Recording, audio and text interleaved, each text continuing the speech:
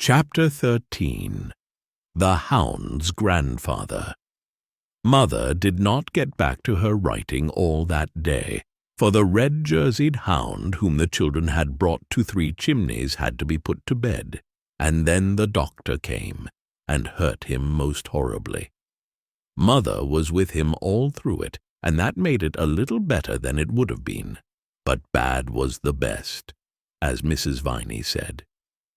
The children sat in the parlor downstairs and heard the sound of the doctor's boots going backwards and forwards over the bedroom floor, and once or twice there was a groan.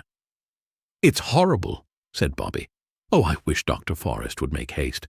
Oh, poor Jim." "It is horrible," said Peter, "but it's very exciting. I wish doctors weren't so stuck up about who they'll have in the room when they're doing things. I should most awfully like to see a leg set. I believe the bones crunch like anything." "Don't," said the two girls at once. "Rubbish," said Peter.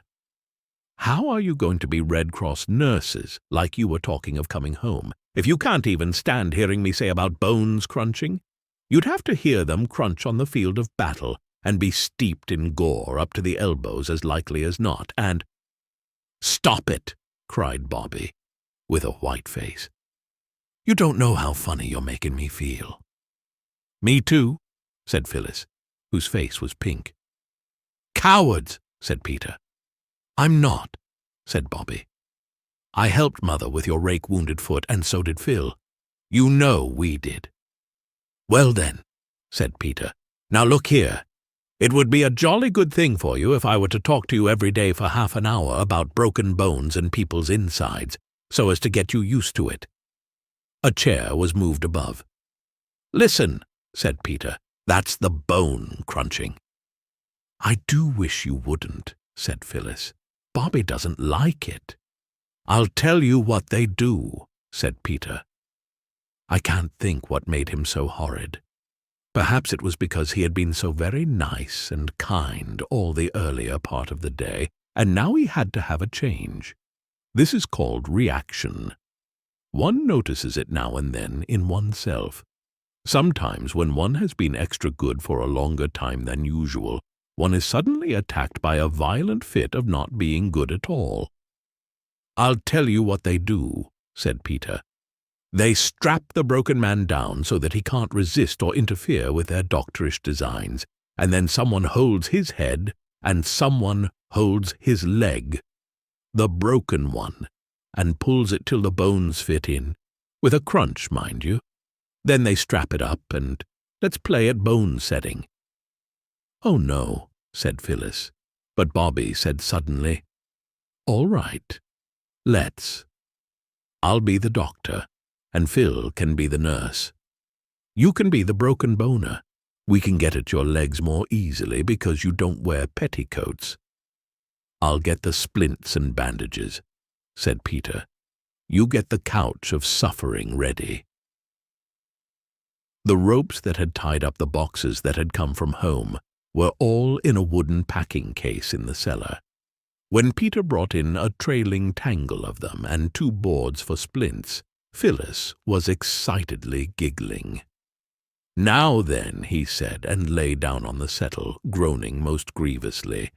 "Not so loud," said Bobby, beginning to wind the rope round him and the settle. "You pull, Phil." "Not so tight," moaned Peter. "You'll break my other leg." Bobby worked on in silence, winding more and more rope round him. "That's enough," said Peter. "I can't move at all. Oh, my poor leg." He groaned again. "Sure you can't move?" asked Bobby, in a rather strange tone. "Quite sure," replied Peter. "Shall we play It's Bleeding Freely or not?" he asked cheerfully. "You can play what you like," said Bobby sternly, folding her arms and looking down at him where he lay all wound round and round with cord. "Phil and I are going away, and we shan't untie you till you promise never, never to talk to us about blood and wounds unless we say you may. Come, Phil." "You beast," said Peter, writhing. "I'll never promise, never. I'll yell, and Mother will come." "Do," said Bobby, "and tell her why we tied you up. come on, Phil. No, I'm not a beast, Peter. But you wouldn't stop when we asked you, and—" "Yeah," said Peter. "It wasn't even your own idea. You got it out of Stalky." Bobby and Phil, retiring in silent dignity, were met at the door by the doctor. He came in rubbing his hands and looking pleased with himself. "Well," he said, "that job's done. It's a nice clean fracture, and it'll go on all right, I've no doubt. Plucky young chap, too. Hullo, what's all this?" His eye had fallen on Peter, who lay mousy still in his bonds on the settle. "Playing at prisoners, eh?" he said, but his eyebrows had gone up a little. Somehow he had not thought that Bobby would be playing while in the room above someone was having a broken bone set. "Oh, no," said Bobby, "not at prisoners. We were playing at setting bones. Peter's the broken boner, and I was the doctor." The doctor frowned. "Then I must say," he said, and he said it rather sternly, "it's a very heartless game. Haven't you enough imagination even to faintly picture what's been going on upstairs? That poor chap, with the drops of sweat on his forehead, and biting his lips so as not to cry out, and every touch on his leg agony, and—" "You ought to be tied up," said Phyllis. "You're as bad as—" "Hush," said Bobby. "I'm sorry, but we weren't heartless, really." "I was, I suppose," said Peter crossly. "All right, Bobby. Don't you go on being noble and screening me, because I jolly well won't have it. It was only that I kept on talking about blood and wounds. I wanted to train them for Red Cross nurses, and I wouldn't stop when they asked me." "Well," said Dr. Forrest, sitting down. "Well, then I said, let's play at setting bones. It was all rot. I knew Bobby wouldn't. I only said it to tease her. And then when she said yes, of course I had to go through with it. And they tied me up. They got it out of Stalky. And I think it's a beastly shame." He managed to writhe over and hide his face against the wooden back of the settle. "I didn't think that anyone would know but us," said Bobby, indignantly answering Peter's unspoken reproach. "I never thought of your coming in. And hearing about blood and wounds does really make me feel most awfully funny. It was only a joke, our tying him up. Let me untie you, Pete." "I don't care if you never untie me," said Peter. "And if that's your idea of a joke." "If I were you," said the doctor, though really he did not quite know what to say, "I should be untied before your mother comes down. You don't want to worry her just now, do you?" "I don't promise anything about not saying about wounds, mind," said Peter in very surly tones, as Bobby and Phyllis began to untie the knots. "I'm very sorry, Pete," Bobby whispered, leaning close to him as she fumbled with the big knot under the settle. "But if you only knew how sick you made me feel." "You've made me feel pretty sick, I can tell you," Peter rejoined. Then he shook off the loose cords and stood up. "I looked in," said Dr. Forrest, "to see if one of you would come along to the surgery. There are some things that your mother will want at once, and I've given my man a day off to go and see the circus. Will you come, Peter?" Peter went without a word or a look to his sisters. The two walked in silence up to the gate that led from the Three Chimneys field to the road. Then Peter said, "Let me carry your bag. I say, it is heavy. What's in it?" "Oh, knives and lancets and different instruments for hurting people. And the ether bottle. I had to give him ether, you know. The agony was so intense." Peter was silent. "Tell me all about how you found that chap," said Dr. Forrest. Peter told, and then Dr. Forrest told him stories of brave rescues. He was a most interesting man to talk to, as Peter had often remarked. Then in the surgery, Peter had a better chance than he had ever had of examining the doctor's balance, and his microscope, and his scales, and measuring glasses. When all the things were ready that Peter was to take back, the doctor said suddenly, "You'll excuse my shoving my oar in, won't you? But I should like to say something to you. Now for a rowing, thought Peter, who had been wondering how it was that he had escaped one. Something scientific, added the doctor. Yes, said Peter, fiddling with the fossil ammonite that the doctor used for a paperweight.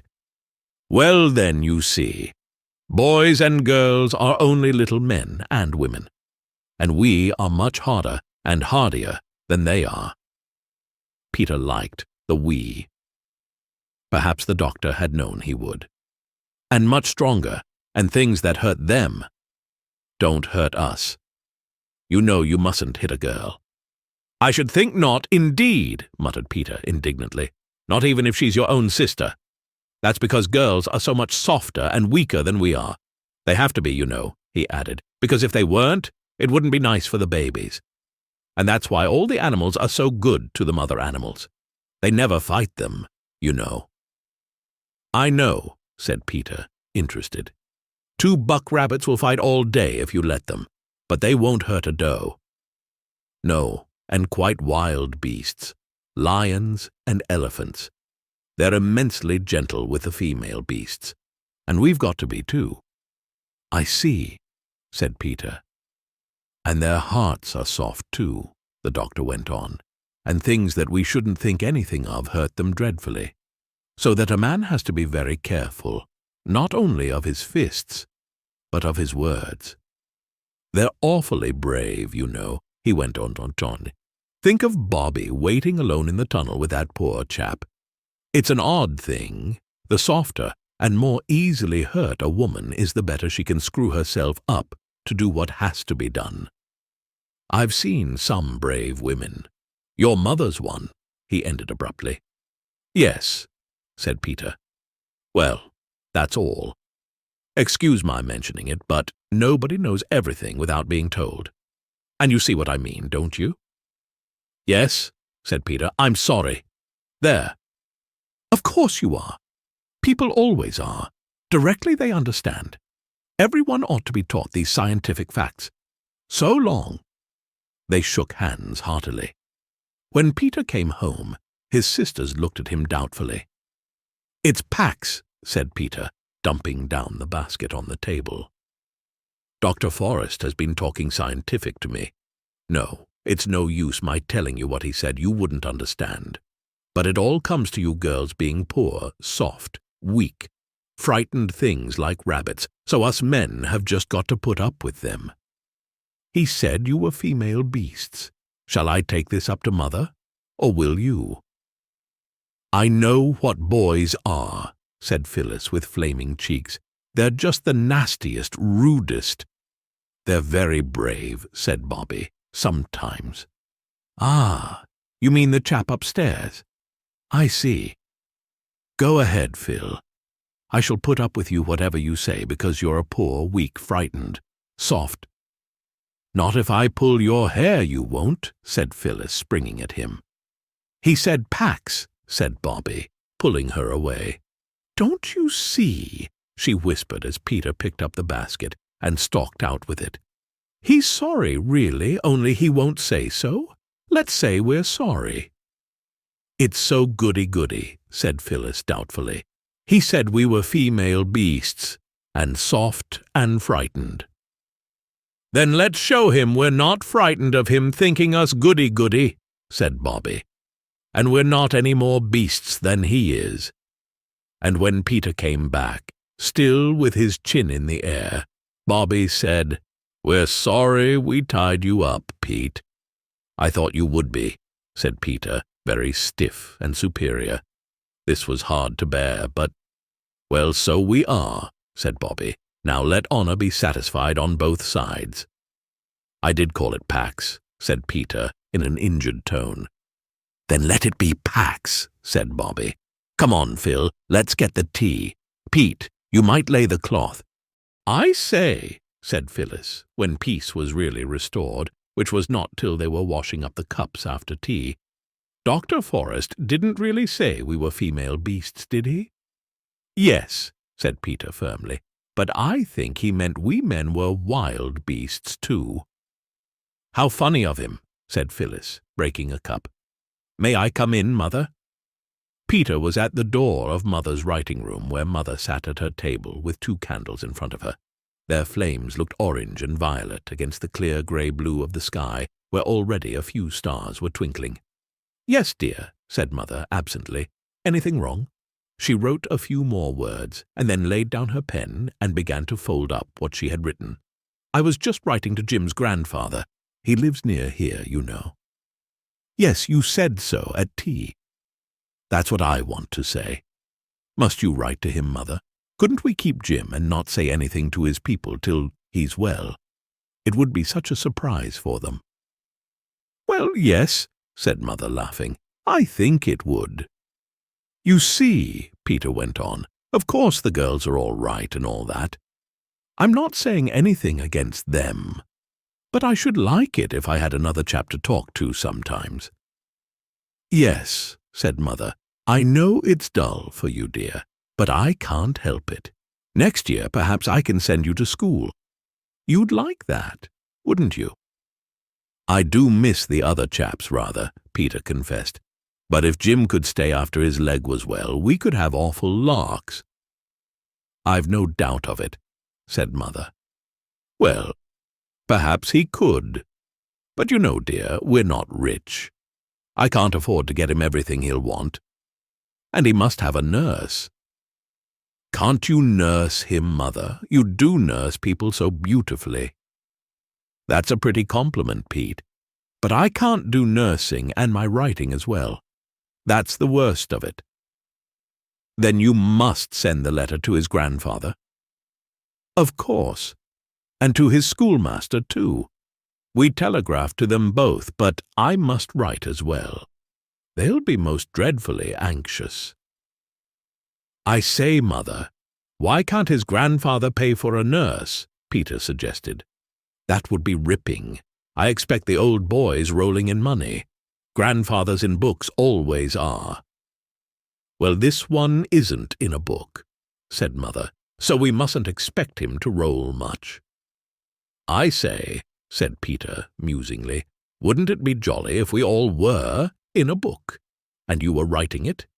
Then you could make all sorts of jolly things happen, and make Jim's legs get well at once, and be all right tomorrow, and Father come home soon, and—" "Do you miss your father very much?" Mother asked, rather coldly, Peter thought. "Awfully," said Peter briefly. Mother was enveloping and addressing the second letter. "You see," Peter went on slowly, "you see, it's not only him being father, but now he's away. There's no other man in the house but me. That's why I want Jim to stay so frightfully much. Wouldn't you like to be writing that book with us all in it, Mother, and make Daddy come home soon?" Peter's mother put her arm round him suddenly and hugged him in silence for a minute. Then she said, "Don't you think it's rather nice to think that we're in a book that God's writing? If I were writing the book, I might make mistakes. But God knows how to make the story end just right, in the way that's best for us." "Do you really believe that, Mother?" Peter asked quietly. "Yes," she said, "I do believe it. Almost always. Except when I'm so sad that I can't believe anything. But even when I can't believe it, I know it's true. And I try to believe. You don't know how I try, Peter.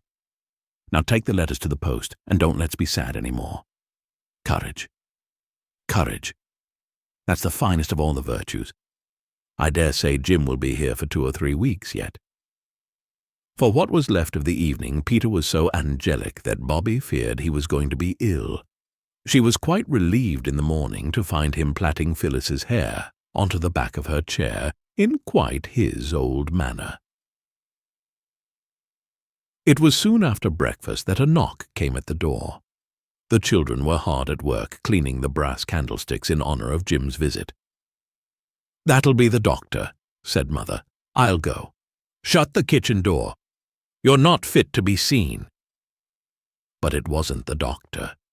They knew that by the voice and by the sound of the boots that went upstairs. They did not recognize the sound of the boots, but everyone was certain that they had heard the voice before. There was a longish interval. The boots and the voice did not come down again. Who can it possibly be? They kept on asking themselves and each other. Perhaps, said Peter at last, Dr. Forrest has been attacked by highwaymen and left for dead, and this is the man he's telegraphed for to take his place. Mrs. Viney said he had a local tenant to do his work when he went for a holiday. Didn't you, Mrs. Viney? I did so, my dear, said Mrs. Viney from the back kitchen. He's fallen down in a fit, more likely, said Phyllis. All human aid despaired of. And this is his man come to break the news to Mother. Nonsense, said Peter briskly. Mother wouldn't have taken the man up into Jim's bedroom. Why should she? Listen, the door's opening. Now they'll come down. I'll open the door a crack. He did. It's not listening, he replied indignantly to Bobby's scandalized remarks. Nobody in their senses would talk secrets on the stairs, and Mother can't have secrets to talk with Dr. Forrest's stableman. And you said it was him. Bobby, called Mother's voice. They opened the kitchen door, and Mother leaned over the stair railing. Jim's grandfather has come, she said. Wash your hands and faces, and then you can see him. He wants to see you. The bedroom door shut again. There now, said Peter. Fancy us not even thinking of that. Let's have some hot water, Mrs. Viney. I'm as black as your hat. The three were indeed dirty, for the stuff you clean brass candlesticks with is very far from cleaning to the cleaner. They were still busy with soap and flannel when they heard the boots and the voice come down the stairs and go into the dining room. And when they were clean, though still damp, because it takes such a long time to dry your hands properly, and they were very impatient to see the grandfather, they filed into the dining room. Mother was sitting in the window seat, and in the leather-covered armchair that Father always used to sit in at the other house sat their own old gentleman. Well, I never did, said Peter, even before he said, How do you do? He was, as he explained afterwards, too surprised even to remember that there was such a thing as politeness, much less to practice it. It's our own old gentleman, said Phyllis. Oh, it's you, said Bobby. And then they remembered themselves and their manners and said, How do you do? Very nicely. This is Jim's grandfather, mister, said Mother, naming the old gentleman's name. How splendid, said Peter. That's just exactly like a book, isn't it, Mother? It is, rather, said Mother, smiling. Things do happen in real life that are rather like books sometimes.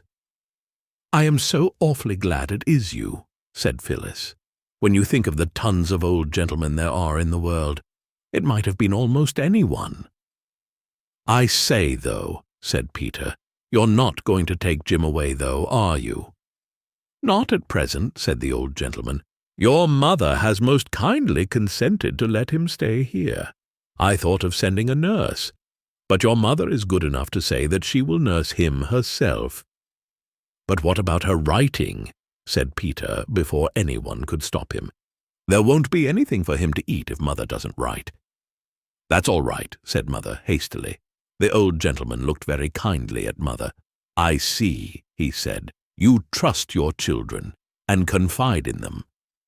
Of course, said Mother. Then I may tell them of our little arrangement, he said. Your mother, my dears, has consented to give up writing for a little while and to become a matron of my hospital. Oh, said Phyllis blankly, and shall we have to go away from Three Chimneys and the railway and everything? No, no, darling, said Mother hurriedly. The hospital is called Three Chimneys Hospital, said the old gentleman, and my unlucky Jim's the only patient, and I hope he'll continue to be so.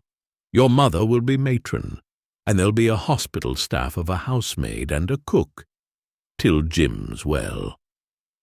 And then will Mother go on writing again? Asked Peter.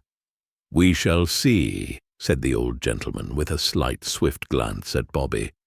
Perhaps something nice may happen and she won't have to. I love my writing, said Mother very quickly. "I know," said the old gentleman. "Don't be afraid that I'm going to try to interfere. But one never knows. Very wonderful and beautiful things do happen, don't they? And we live most of our lives in the hope of them. I may come again to see the boy." "Surely," said Mother, "and I don't know how to thank you for making it possible for me to nurse him." "Dear boy." "He kept calling Mother, Mother in the night," said Phyllis. "I woke up twice and heard him." "He didn't mean me," said Mother in a low voice to the old gentleman. "That's why I wanted so much to keep him." The old gentleman rose. "I'm so glad," said Peter, "that you're going to keep him, Mother." "Take care of your mother, my dears," said the old gentleman. "She's a woman in a million." "Yes, isn't she?" whispered Bobby. "God bless her," said the old gentleman, taking both Mother's hands. "God bless her. Aye, and she shall be blessed. Dear me, where's my hat? Will Bobby come with me to the gate?" At the gate he stopped and said, "You're a good child, my dear. I got your letter, but it wasn't needed. When I read about your father's case in the papers at the time, I had my doubts. And ever since I've known who you were, I've been trying to find out things. I haven't done very much yet. But I have hopes, my dear. I have hopes." "Oh," said Bobby, choking a little. "Yes, I may say great hopes. But keep your secret a little longer. Wouldn't do to upset your mother with a false hope, would it?" "Oh, but it isn't false," said Bobby. "I know you can do it. I knew you could when I wrote. It isn't a false hope, is it?" "No," he said. "I don't think it's a false hope, or I wouldn't have told you. And I think you deserve to be told that there is a hope. And you don't think Father did it, do you? Oh, say you don't think he did." "My dear," he said, "I'm perfectly certain he didn't. If it was a false hope, it was none the less a very radiant one that lay warm at Bobby's heart, and through the days that followed lighted her little face as a Japanese lantern is lighted by the candle within.